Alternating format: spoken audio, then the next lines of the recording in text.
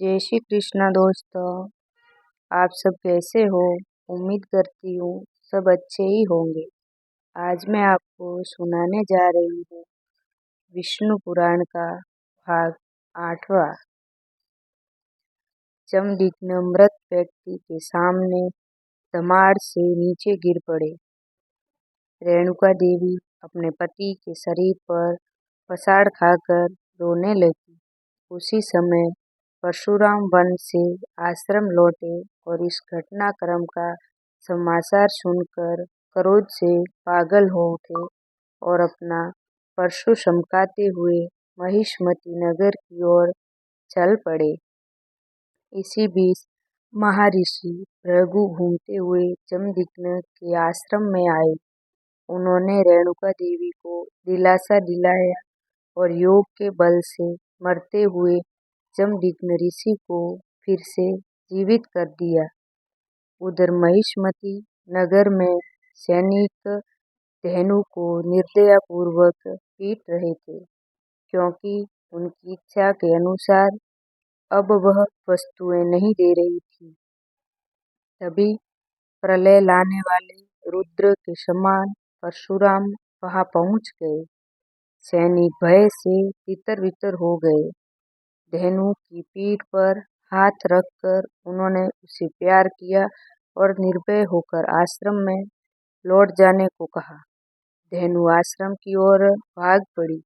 इसके बाद परशुराम राजा के महल के पास पहुंचकर उसे ललकारने लगे। कार्तवीर्य ने अपने समझा कि परशुराम कोई साधारण मुनि कुमार होगा, किंतु जब उनकी वीरता के बारे में मालूम हुआ तो वह अपने हजारों हाथों से परशुराम पर टूट पड़ा। परशुराम ने कार्तवीर्य अर्जुन के सारे अस्त्र शस्त्र खंडित कर दिए। उसके 1000 हाथों को शाखाओं की तरह काट डाला। कार्तवीर्य बेजान धड़ के समान पृथ्वी पर गिर पड़ा। उस समय उसे स्मरण हुआ कि वह तो चक्र पुरुष है और शापवश उसने ये जन्म धारण किया है। परशुराम को भगवान विष्णु का रूप मानकर मन ही मन उन्हें प्रणाम किया और सुदर्शन चक्र में विलीन हो गया। परशुराम अब अपने आश्रम में लौट आए तथा पिता को जीवित पाकर उन्हें कार्तवीर्य की मृत्यु का समाचार सुनाया। ये सुनकर उनके पिता जमदग्नि ऋषि बोले, तुमने जो काम किया है वह मानवों के लिए उचित नहीं है। इसके प्रायश्चित के रूप में तुम्हें तप करना होगा। पिताजी, राजा जब अपने कर्तव्य को भूलकर पाप करने लगता है तब उसे दंड देने का अधिकार सबको है। मैं तपस्या आपका आदेश समझकर करूंगा, प्रायश्चित के रूप में नहीं। यह कहकर परशुराम तपस्या करने चले गए। इधर कार्तवीर्य के 1000 पुत्र ये क्षत्रियों को संगठित करके जमदग्नि ऋषि के आश्रम पर टूट पड़े। उस समय जमदग्नि समाधि में लीन थे।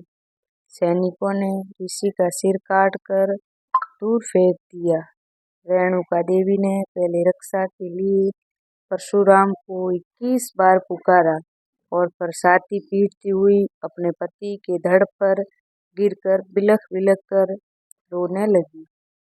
जमदग्नि का सिर लुढ़कते लुढ़कते कुछ दूर जाकर 2 शिलाओं के बीच अटक गया। क्षत्रियों ने आश्रम में आग भी लगा दी। आग की इन लपेटों में रेणुका देवी अपने पति के धड़ के साथ जलकर भस्म हो गई। उधर परशुराम जंगल में तप कर रहे थे। अचानक उनके कानों में अपनी माता की पुकार 21 बार गूंज उठी। इसे अशुभ संकेत समझकर वे एक ही छलांग में आश्रम को लौट आए। उस समय आश्रम धू-धू कर जल रहा था। उनके माता पिता भस्म हो चुके थे। यही क्षत्रिय आश्रम वासियों तथा ग्रामीणों को क्रूरतापूर्वक लूट मार रहे थे।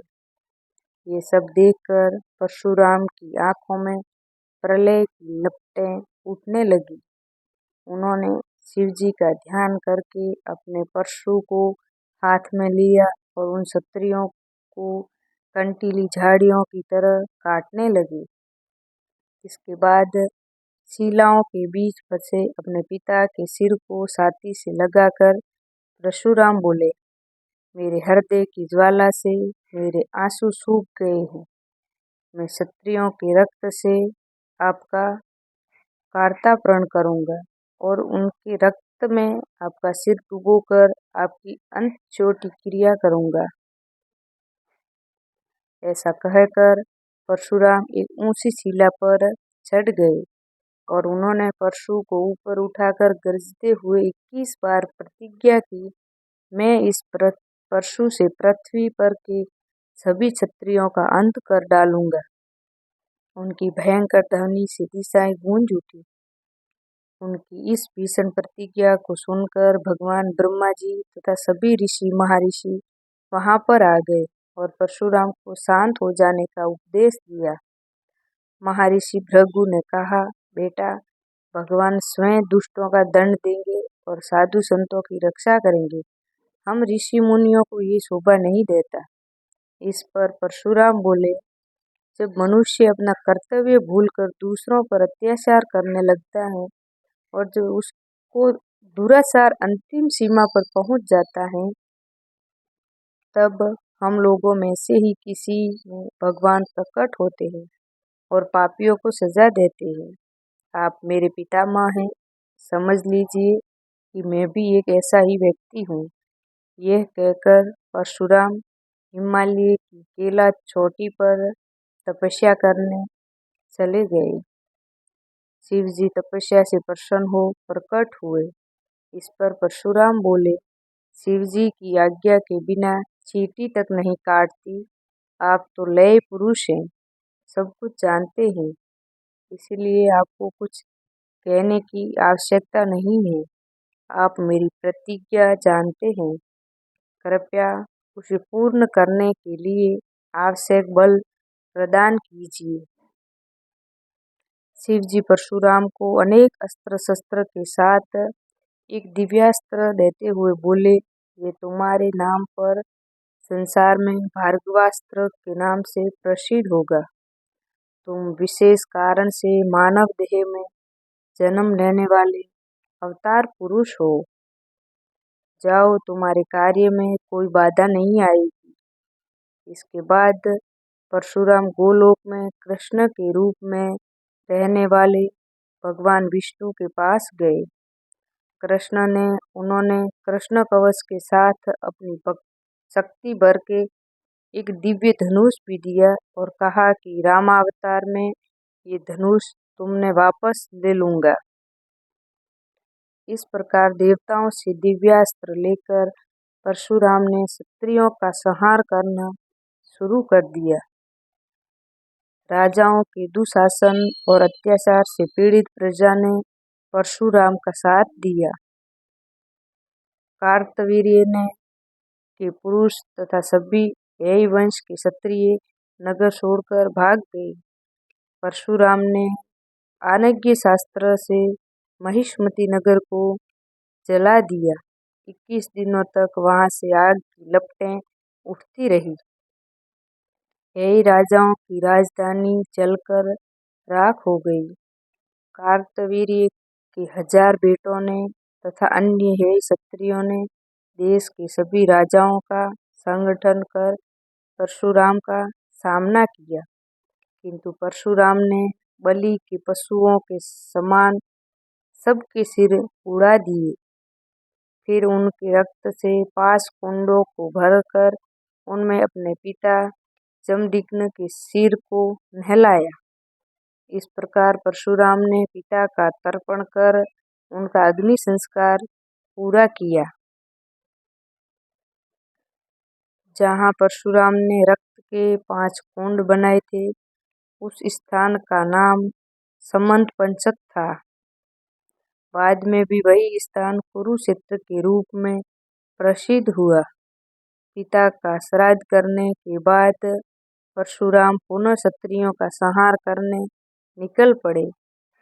ढूंढ ढूंढ कर जहाँ भी वे मिले सबको मार डाला। क्षत्रिय माताओं ने अपने शिशुओं को ब्राह्मणों के घरों में छिपा दिया और आत्मरक्षा के लिए स्वयं भी ब्राह्मणियों का वेश धारण कर लिया। ब्राह्मण परिवार की शरण में रखे गए क्षत्रियों ने बड़े होकर फिर से अपने राज्यों का विस्तार किया, किंतु परशुराम ने फिर सारे देश में ढूंढ ढूंढ कर उन्हें मार डाला। इस प्रकार उन्होंने 21 बार क्षत्रियों को निर्मूल कर दिया और अंत में प्रतिज्ञा पूरी कर अपने अधीन की सारी धरती कश्यप को दान में दे दी। फिर स्वयं दक्षिण समुद्र में स्थित महेंद्र पर्वत पर तपस्या करने चले गए। जिन क्षत्रिय बालकों को ब्राह्मण परिवार तथा आश्रमों में छिपा दिया गया था, कश्यप ने परशुराम से प्राप्त भूमि उन्हें फिर से बांट दी। इस प्रकार क्षत्रियों के राज्य पुनः स्थापित हो गए। राजा इक्ष्वाकु के वंश में राजा रघु उत्पन्न हुए। राजा रघु इतने प्रतापी और यशस्वी हुए कि इनके नाम पर ही इनका वंश विख्यात हो गया। इसी रघुवंश में बहुत समय बाद भगवान विष्णु ने राजा दशरथ जी के सबसे बड़े पुत्र श्री राम के रूप में अवतार लिया। उन्होंने मनुष्य के सामने आदर्श जीवन का उदाहरण रखा और मनुष्य के विकास के मार्ग में रोड़ा अटकाने वाले असुरों का वध करके आदर्श राम राज्य की स्थापना की। हिरण्यकश्यप और हिरण्याक्ष को भगवान विष्णु ने नरसिंह अवतार के रूप में मार दिया था। दूसरे जन्म में दोनों राक्षस रावण और कुंभकर्ण बनकर संसार को फिर से सताने लगे। रावण ने भारी तपस्या कर भगवान ब्रह्मा जी से यह वरदान प्राप्त किया था कि देवता, यक्ष, गंधर्व आदि कोई भी उसे मार न सके। वह मृत्यु के खतरे से चिंतित होने के कारण बहुत अहंकारी हो गया था और मनुष्यों पर अत्याचार ढाने लगा था। रावण ने लंका से कुबेर को भगाकर लंका और उसके पुष्पक दोनों पर अधिकार कर लिया था। उसने राक्षसों का संगठन कर कई अन्य लोगों को भी जीता था। रावण के 10 सिर थे, इसलिए ये दशानन या 10 कंठ के नाम से पुकारा जाता था। एक बार अपनी 20 भुजाओं के बल पर घमंड होने के कारण इसने कैलाश पर आक्रमण कर दिया। इस पर शिवजी ने अपने पांव के अंगूठे से इसे दबा दिया। वह एक शिला के नीचे दबकर पीड़ा से कहरा उठा। तब से इसका नाम रावण भी पड़ गया। रावण ने शिवजी को क्रोधित जानकर उन्हें प्रसन्न करने के लिए अपने सभी सिर काटकर उन्हें भेंट कर दिया। तब शिवजी प्रसन्न हो गए और तब से महान शिव भक्त बन गया।